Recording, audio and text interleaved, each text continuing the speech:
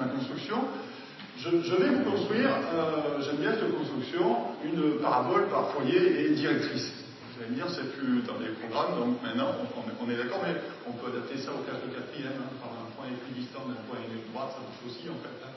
On peut faire des travaux là-dessus, mais de toute façon, ce qui m'intéresse, c'est de vous montrer. Parce que c'est une construction qui est très courte et qui permet déjà de voir la différence d'approche entre les deux supports. Alors, de quoi on a besoin pour construire une parabole définie par foyer et directrice? On a peut-être besoin d'un point, donc je vais vous demander de m'aider à compter.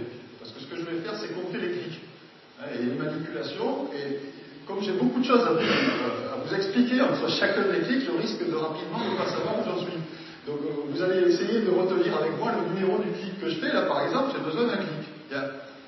Voilà, donc j'ai un point A et il me faut une droite, bien évidemment. Donc la droite, je vais la chercher là. Donc 2 clics, 3 clics. Alors là, j'en suis au 3e clic, mais avant de faire le 4e, j'ai des choses déjà à vous expliquer. C'est-à-dire que ce que vous avez sous les yeux, ça se trouve dans beaucoup de logiciels. Ça s'appelle c'est un feedback.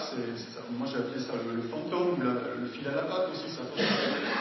C'est un élément d'interface graphique qui est important à mon sens, surtout quand c'est destiné à être utilisé par des élèves, qui dit à l'utilisateur ce qu'il a dans la main. Là, je sais que j'ai l'outil droite dans la main, j'ai un retour vidéo qui m'indique que je suis en train de construire une droite. Et tant que je n'ai pas fait mon 4e clic, eh bien, je vais avoir cette chose-là qui me colle au doigt, qui me colle au curseur de souris plutôt, et qui va me dire, tant que tu ne m'as pas rentré le 2e point, je suis pas content.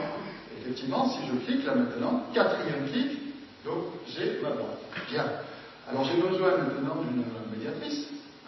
Donc une médiatrice, c'est là, mais je vais choisir l'outil, donc 5, bien ça, 5 clics. Ensuite je vais cliquer sur A, 6.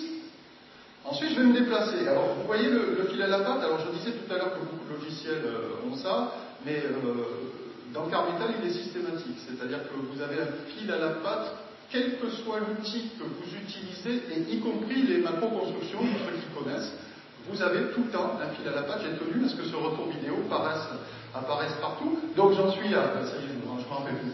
J'en suis à 6, donc je passe à 7. 7 pour placer le point ici. Bien. J'ai besoin maintenant d'une perpendiculaire. Donc j'ai besoin d'une perpendiculaire. Elle va baisser passant par D. Donc je vais chercher l'outil perpendiculaire, 8.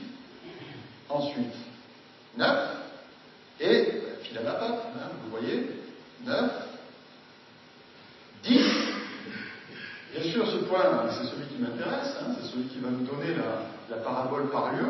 Donc je reprends l'outil point, 11, c'est bien ça, 12, et maintenant, je veux le lieu. Alors, je veux le lieu, j'ai dit tout à l'heure qu'il n'y avait pas de menu, en fait, quelquefois ça représente un peu ce qu'on obtient sur les menus, c'est que j'avais pas de place dans la palette pour tout mettre, vous avez vu, donc c'est une palette rétractive.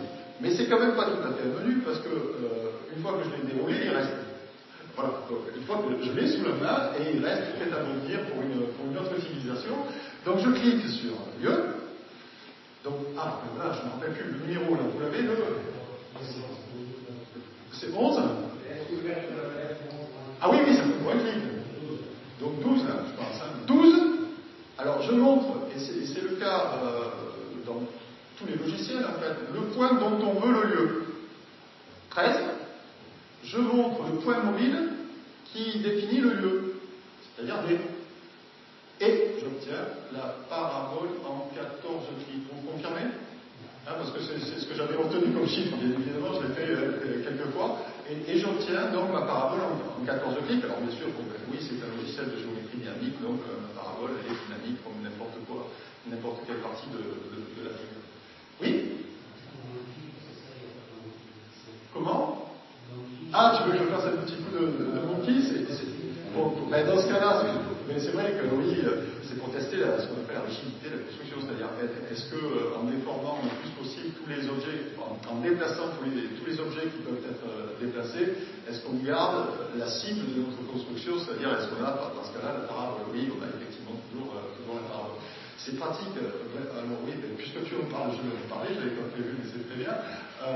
quand vous avez, et on voyait ça en utilisant, j'ai beaucoup utilisé Capri-Géomètre par exemple, et dans tout ce qui concernait la documentation de Capri-Géomètre au début, on expliquait bien que l'élève, une fois qu'il avait fait sa construction, il devait absolument tester les points de base pour voir si sa figure correspondait toujours à ce qu'on lui demandait. Je vous donne un exemple, c'est le carré. Vous pouvez très bien demander à un élève de construire un carré, et l'élève, très naïvement et de manière perceptive, peut très bien construire un carré avec 4 segments et être content de lui, sauf qu'il faut à un moment donné qu'il déforme sa figure, et ils ne le font pas systématiquement, parce que bon, c'est tout prendre point par point. Le Monkey permet justement d'avoir tout en même temps. Si je fais la construction du carré avec 4 segments, avec un petit coup de Monkey, on s'aperçoit qu'il y a un souci quelque part. Bien.